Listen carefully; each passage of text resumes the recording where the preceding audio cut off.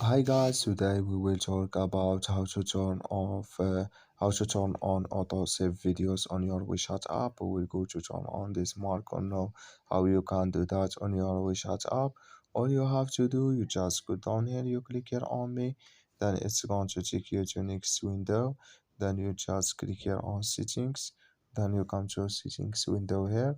Then you just click here on general and you come to general window and you click here on photos, videos, first calls, and you come to next window here. Then you just come here to auto save videos and you click here on this mark, and like you see this color show for us, that's mean auto save videos it's turned on no.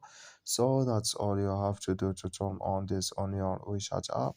You just follow these ways and it's going to work with you. Thank you for your watching. Don't forget to support us by like and subscribe.